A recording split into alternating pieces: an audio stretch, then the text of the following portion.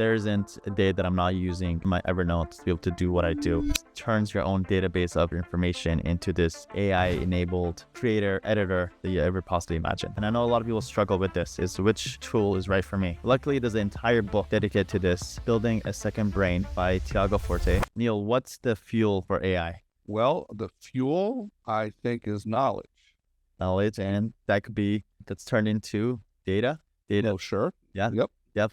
So data is the fuel for AI. So if that's the case, obviously, we're all sitting on treasure troves of data. But what is the best form of data that we have? That's the data that we have of our own data. All the information, the notes, swipe files, pictures, whatever you could think about that you saved through the years.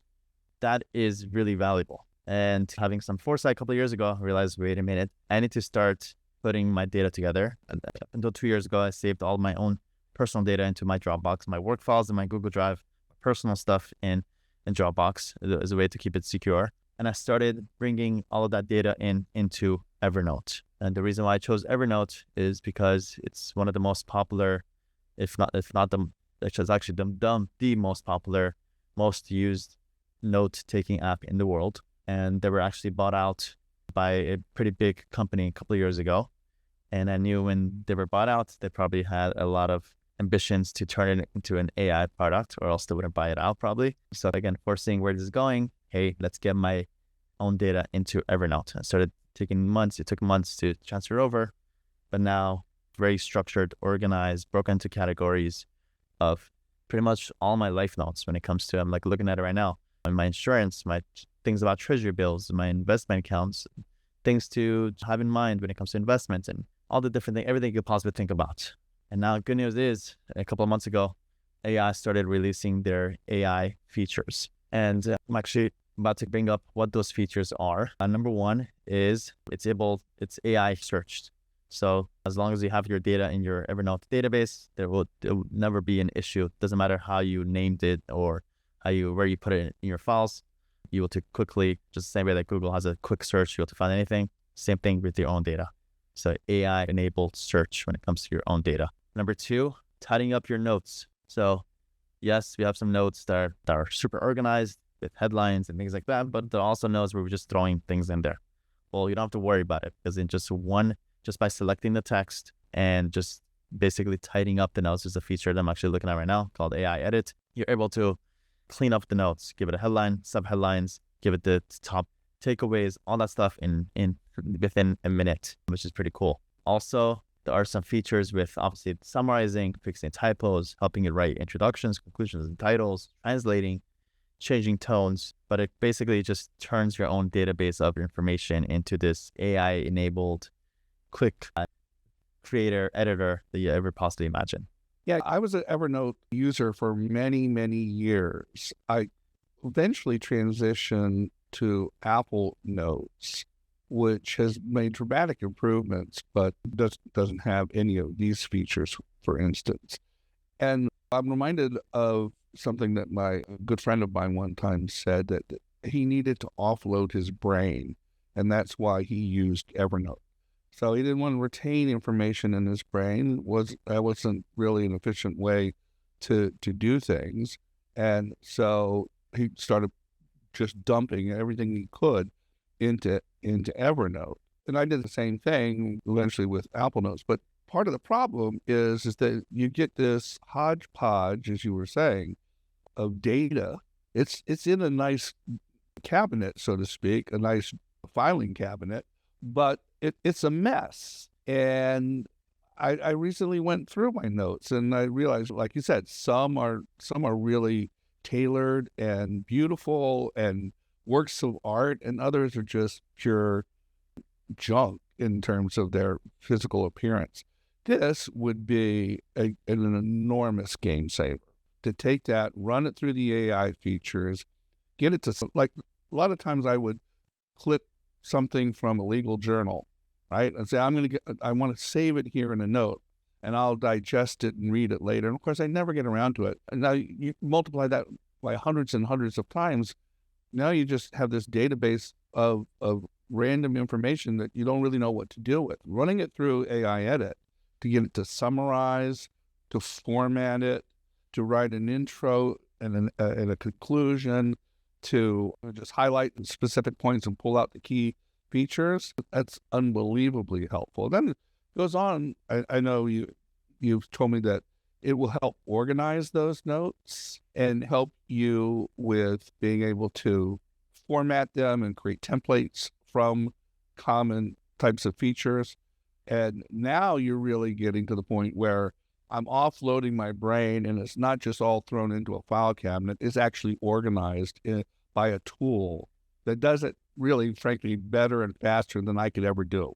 And the whole point of your notes is for it to be used in the future. Right. You know, some people are just hoarders of just collecting notes, but if it's not usable, then what's the point, really? But what you explained, Neil, of kind of your transition from Evernote to Apple Note, and I know a lot of people struggle with this, is which tool is right for me. Luckily, there's an entire book dedicated to this. It's 272 two-page book called Building a Second Brain by Tiago Forte. About a year ago, I read this book, and what I'm going to do in the next couple of minutes, I'm going to summarize the entire book for our listeners, and you'll get the valuable insights from it. The biggest takeaway that I got from the book is it explains, again, an amazing title for the book, Building a Second Brain. That's really what it ultimately is that everybody's... Spot on. Yeah, right? Everybody's brain is different. Everybody's built differently. Everybody thinks differently, right? Some of us are creative, some of us are structured, some of us are analytical, etc. Everybody's different. That's why when we make our recommendations, when somebody says, what about this? I'm like, hey, if it works for you, by all means do.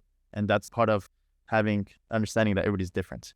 So he explains that there's 4 archetypes of brains that we have. The first one is called the librarian. The librarians enjoy collecting notes and building a catalog of useful resources. Okay, if that sounds familiar to you, you probably are a librarian. And as I'm about to explain these next 4, try to figure out which one you are, because it will make a difference of which note-taking app is right for you. So the first one, we love collecting notes, building a database, swipe files, things like that. Straightforward structures, so to allow easy access to retrieval of these notes to support your projects and goals. Number 2 is the architect. They enjoy planning, designing, and creating their own processes. So it's a little bit more of a 3-dimensional versus 2-dimensional librarian. They benefit from a notes app that allows them to build their own structure, customize it, and bring their ideas to life. So it's a little bit more of a connection between the notes. The third one is the gardeners. Gardeners enjoy exploring their thoughts and connecting ideas. So probably a little bit more 4D, right? They benefit from a notes app with a bottom-up approach where ideas and connections can emerge organically, linking notes together with more of a visual 4D mind map people. And then there's the most common one, which is the student. The student doesn't have any strong preference for any of these archetypes. Their notes serve a clear purpose that's often based on short-term priority, such as like writing a paper or completing some kind of task, with the goal to get it done as simply as possible. Okay, so ask yourself, which one am I? The librarian, the architect, the gardener, or student? And now here's the right tools for one of those 4 archetypes. If you're a librarian, Evernote. If you're an architect, Notion. If you're a gardener, Obsidian. And if you're a student, Apple Notes or Google Keep. Wow. That makes sense, Neil? It certainly does. It maps pretty well. I had a guest on the podcast years ago, many times, Brett Burney. Brett had the most beautiful note taking. I mean, his notes were works of art, and he did them on the fly, and he really got the most out of his note taking ability. And he moved back and forth between Microsoft Note and Apple Notes and Evernote.